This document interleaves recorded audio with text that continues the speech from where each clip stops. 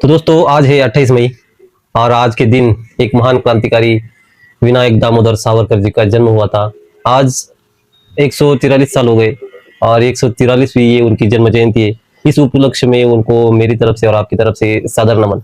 तो दोस्तों आपने देखा होगा कि कांग्रेस पार्टी और राहुल गांधी हर बार और बार बार विनायक दामोदर सावरकर वीर सावरकर जी को कोसते रहते और उनके बारे में कुछ भी बोलते रहते और बहुत सारे ऐसे उनके वक्तव्य है कि माफी वीर वगैरह वगैरह इतने सारे उनके वक्तव्य है। लेकिन ये लोग इतना ज्यादा उनका विरोध क्यों करते हैं, ये बड़ी महत्वपूर्ण बात है, ये भी आपको बताऊंगा। लेकिन उससे पहले मैं आपको बताना चाहता हूँ कि विनायक दामोदर सावरकर जी का योगदान क्या था हमारे इतिहास में और क्या ही महत्वपूर्ण योगदान रहा है। आप सभी को हमको पता है कि उन्होंने क्या कुछ किया था, लेकिन जब कोई हमें पूछे तो हम बता नहीं सकते क्योंकि याद नहीं रहता।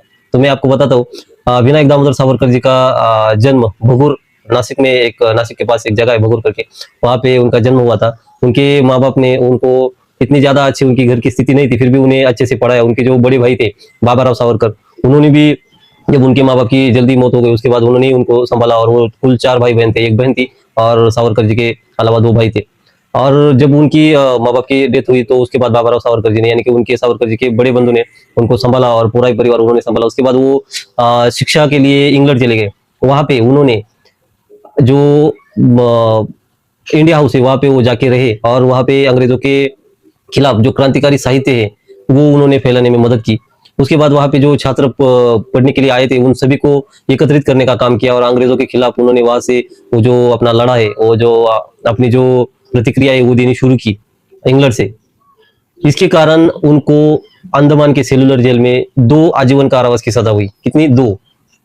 वहीं पे उन्होंने जो 1857 का जो स्वतंत्र समर है उसको वो लिखा, क्योंकि जो 1857 में अंग्रेजों के खिलाफ जो भी इंडिया में हुआ था उसको उन्होंने एक स्वतंत्र समर यानी कि एक लड़ाई का ये तो उन्होंने ये नाम दिया विनायक दामोदर सावरकर। उसके बाद उन्होंने जो भी समाज में कुरीतियां थी, जो भी अस्पृश्यता थी, सभी जातियां समान है, सभी को मंदिरों में प्रवेश मिले और जो अस्पृश्यता है, भेदभाव है वो खत्म हो, इसलिए उन्होंने काम किया।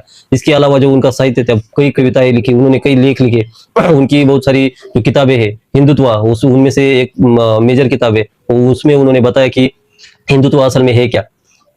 इसके अलावा उनके जीवन में ऐसी बहुत सारी चीजें हुई, उनके जो बड़े बंधु थे उनको भी जेल हुई और बहुत सारी यातनाएं उन्होंने, उनके परिवार ने झेली और अंतिम दिनों में उनको अंग्रेजों ने जो लिख रखा था वो निगरानी में रखा था रत्नागिरी में।